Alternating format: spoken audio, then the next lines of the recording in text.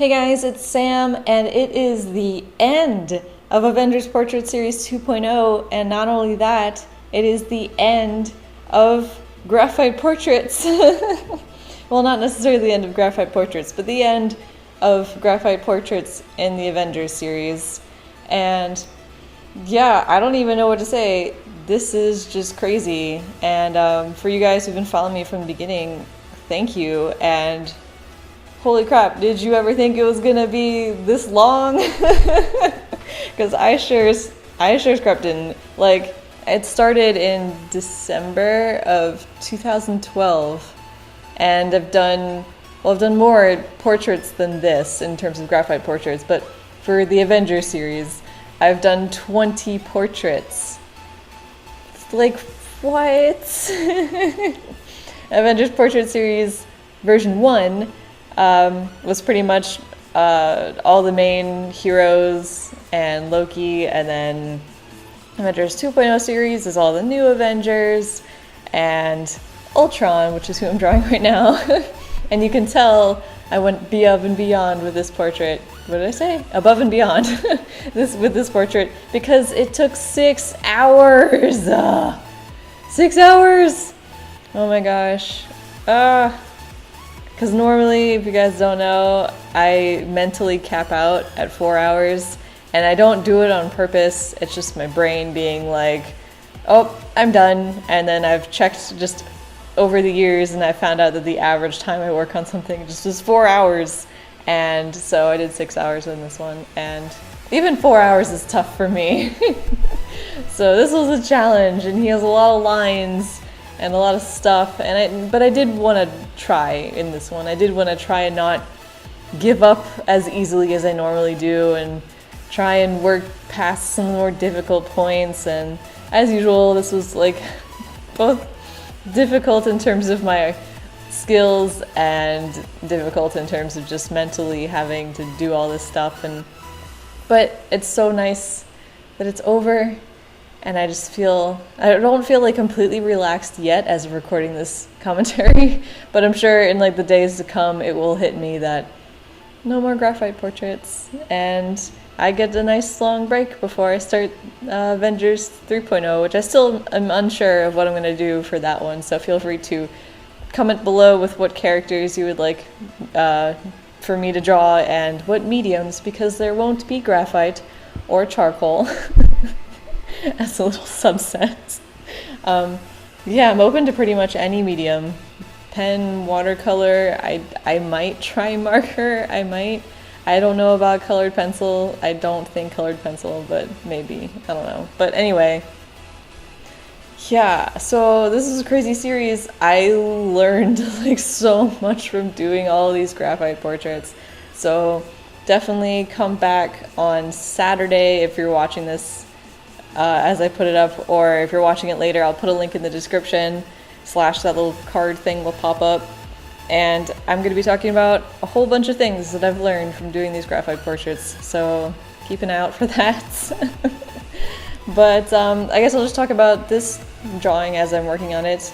I started out with my usual techniques that I have talked about in the past, where I started out with the sketch and then adjust the sketch with Photoshop, like just use the reference that I had and then kind of just see where all my mistakes were and then correct it on the paper. I have a tutorial on that explains it in more detail. You're welcome to check that out. And so I got all the lines down, and then when I finally started working on it, I realized I should have just went ahead and went dark with them from the get-go, because so much of him is in shadow, and yeah, so that was kind of difficult. And because y'all know, if y'all been following the series, that going dark is difficult for me. It's like no matter how many layers, it's just never enough layers. But I don't know. I also did something a little bit different with this one in that, I mean, it was kind of obvious that I wouldn't be able to, but I didn't really use the tissue except for his shoulder thing. And because that was like the biggest open area that could be easily blended. He has so many little details and stuff that I didn't want to screw up if I used a tissue, because tissue is like big area stuff. So for the almost the entirety of the piece in terms of blending it. I only use those tortillons, however you pronounce them, the little paper rolled up into a stick with a pointy end. So I use that for the majority of it, and I've kind of been using that a little bit more lately because I've been doing some graphite studies on the side, and I think I'm starting to like it more. I might try looking into getting stumps or making my own stumps, because I do have the paper for making my own stumps. I just haven't gotten around to doing it yet. But because I just want to try out different stuff and see how it works. And yeah, so that was interesting to do that. And I also tried to keep as many of the highlights as I could in terms of like, because I didn't want to cover stuff and then have to go back to, I don't know. But then like in the end, when I was actually working on the highlights with the gel pen, I didn't like that I did that, because the gel pen would have looked so much nicer. So I tried to like blend over the lines that I kept clean with more stumps and like more graphite, and it would have looked better if I just covered it all from the beginning, because I was going to do white gel pen later. If I wasn't going to, I would have done a completely different method, something similar to this, but I would have been a little bit more careful with how I would have done it.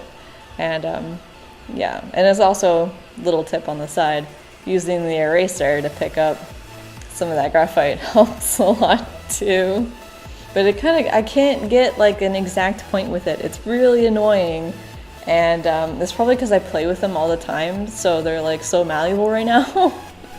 And they just melt in my hands pretty much, so I can't really keep any kind of shape, which is my own fault. And yeah, so there was that, but it doesn't matter. It worked out in the end. I don't know if, it's hard to tell if like I really improved in this, because this isn't a person. This is, you know, what's actually interesting now that I think about it, the first portrait I did for the Avengers portrait series was Iron Man in his Iron Man suit. So I started off with a robot, and I finished with a robot. And I find that kind of funny. I swear I didn't do that on purpose. It was just, I just happened to start with Iron Man. I don't know why I chose him first. He's not my favorite. And I ended with Ultron because I ended with Loki last time, because he was the main villain of that first, I don't know what they call it. I can't think of the name right now, but the whole series of movies is split over like different sections. So Loki was like the main villain of the first section in like the big movie, and Ultron was the second movie. So I was just putting the villains at the end, and it just, I don't know. I thought that was funny. But yeah, it was definitely tricky getting all those little details. It helped to kind of build up some texture with the graphite, and then kind of go over that again with the tortillon and kind of just match that texture. Just, you know, keeping my hands kind of shaky for parts that are supposed to be more gritty, and using the eraser to pick up parts to kind of go along with that texture, if this is making any sense. But I'll definitely have a lot more tips and advice in the video on Saturday. So you can watch that if you want to find out what I learned from doing these portraits. But it's done, it's over, and I'm gonna enjoy my break, and it's gonna be nice. Definitely leave comments about what characters you'd like to see for the third version. I don't know when I'm gonna be starting that. Definitely not until at least next year.